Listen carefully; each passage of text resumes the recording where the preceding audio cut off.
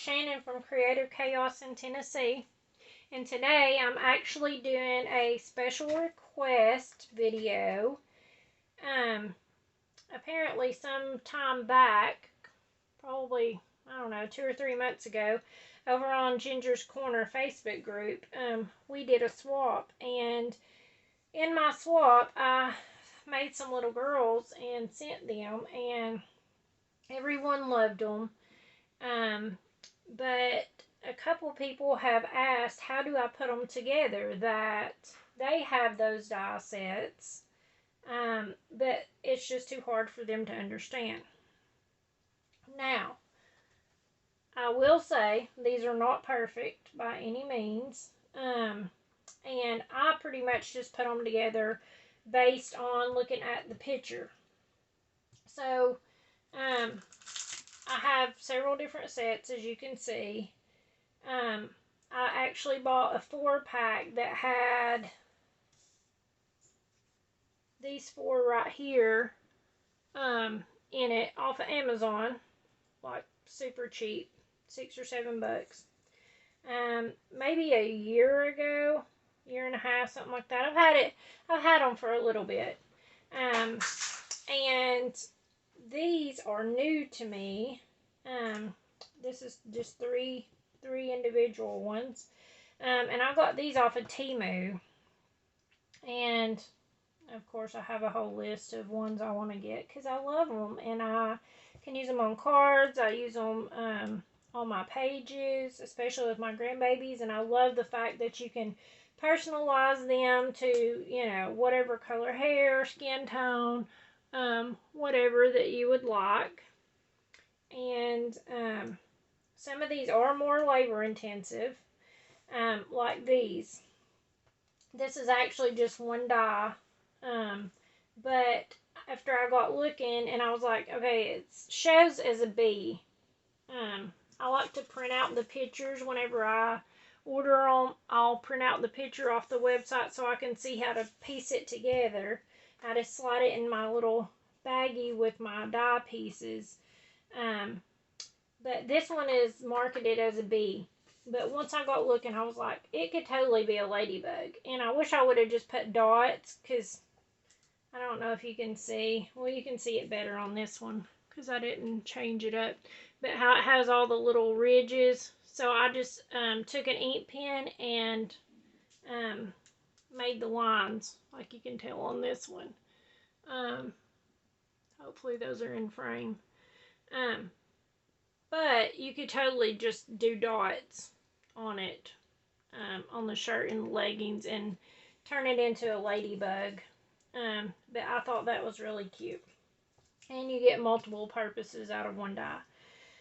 This one was marketed as a watermelon, but she was holding a lemon purse. Here's the picture from offline. And I thought it would be cute to just do her as a watermelon and then do one as a lemon. So then I did this one in yellow as a lemon. But then they got me thinking about strawberry shortcake. And you could totally turn this in and do all the other characters. You know, you could do blueberry muffin, you could do sugar plum. You could do them all since it's like got little seed dresses on. But that would be super, super, super cute. And I might do that in the future. I don't know yet. Because these are more labor intensive. You have to cut multiple layers. Like I cut the dress in pink. I cut the dress in green. And then trimmed off some of the pink. I drew in the white parts. So it's more labor intensive to do these ones and these. I pieced this one together also and colored it in with some markers for the stockings. But these are just, these 4 right here are very, very simple. You don't have to layer anything up or anything like that. So, I think these are just adorable. So, I'm going to show y'all how to put one together. And these are called Gorgeous Girls, I believe. Like Gorguss is how they spell it. But there's been stamps out for years of them. But then when I saw the die, I was hooked. And they have so many of them, and I want to try the different ones. But we are going to make this one today. Pretty much this is just the little baggie it came in, and like I said, I just print out the picture to go in it. This is just a little picture, but of course this is it fully made. But it's literally just 5 pieces to the die. This one's all the skin. This is the arms, the legs, and the face, and then the stockings, the hair. And it comes with these little arrow things, and it shows them like hanging down right here, but I'm not sure. I don't know. I don't care for it. So, you know, this is the shoes, the hair bow, and of course the dress. So, it's very simple, and you literally, I used all scraps to make these. And it looks like I'm missing a piece. Wouldn't you know it? Huh. Surely not.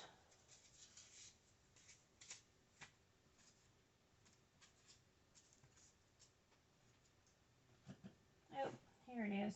I found it. I thought I cut them all out. Okay. So pretty much just pick, go through your scraps, pick out some complementary colors. You don't even have to have very big pieces. Since all of it's really small pieces, it's a great way to use up those really small pieces. So pretty much in order to get the eyes, that is the only coloring you really have to do. And I just take an ink pen. This is just a Sharpie gel pen. And you can see, I don't know if you can see it, but where the little imprints of the eyes are. I actually used a wood grain paper scrap for the hair on this one because it almost looks like she has highlights. You know, we pay big money to get hair like that. Okay. But I just color in her eyes. It don't gotta be perfect. You're gonna cover it up. It's just so that she has eyes. And I just like to use my Barely Art glue because it has a fine tip on it. And I bought this on Amazon. And so then you're just gonna glue her face on. And line it up. Oh, normally I would do the little cheeks. I like to add, this is just a little dauber, and I just use my chalk. I've had this for a gazillion years, and still have lots of it, but I like to use it to do the cheeks. I add just a little bit on there to give her a little bit of a blush. Normally I add that before I glue her face on so it don't get on her hair, but it's okay. Okay, so then I like to go in and glue in the arms. So this arm goes up like this, and this is why the pictures are great for this, because if you just had random pieces, you would be like, where in the world does this go? So it is nice to print off the pictures and have those two look back at. I've actually made a lot of this little girl. I've probably made 50 of these. So this one's probably the easiest one out of all the ones shown. So, and then her legs, all you're going to do is just glue in down here. I just usually put glue on both of them, and then I just stick them to the dress. You're just doing a little bit of it, so you'll still have some legs left. And then you put on her stockings.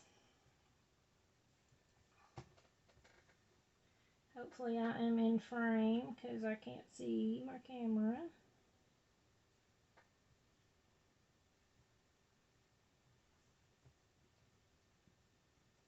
And just a little dot will do you. And then I just put a little bit of glue here and here and add on her shoes. Now, if you wanted to jazz these up even more, you could take and ink them. Ink all the little pieces, which I think it looks okay without inking. You know, you can go through, you can add bling to them. There's lots of options. So, let's see here. Her hair goes under her hand. And you just put a tiny bit of glue at her neck. And I like to just put a little bit on her hair right here because it's going to be sticking.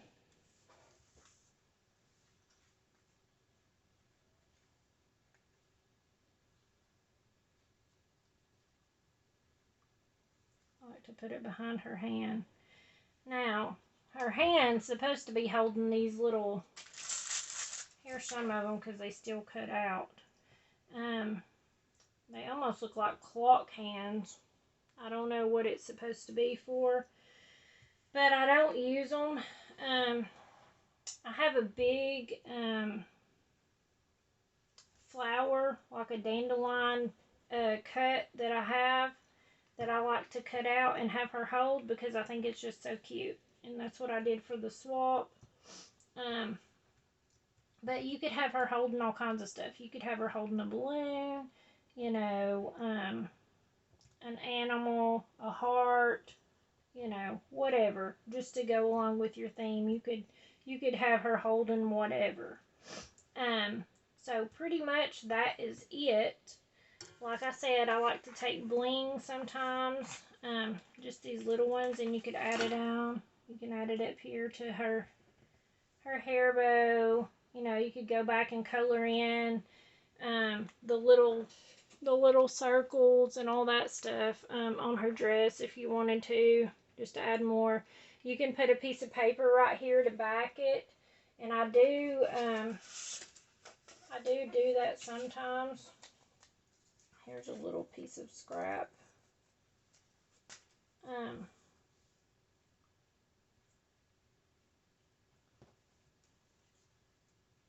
I just put a little bit of glue on each side.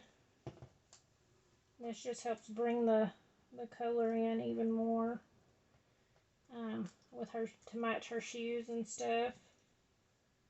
And I'll just hold it down for a second, and then pretty much just take my scissors and trim off the excess. And you have a beautiful little girl. Look how her wood grain hair looks. It's so cute. It really does look like highlights. Hopefully that's showing up and focusing. Okay, so if y'all have any more questions or would like to see me show anything else, y'all can always leave me a message below in the comments. You can shoot me a message on Facebook. I know I'm friends with lots of you guys over there. I'm usually always hanging around on Ginger's Corner. And if you want to join the swaps that I spoke about, you can always go over and join Ginger's Corner. I can leave the link for that below.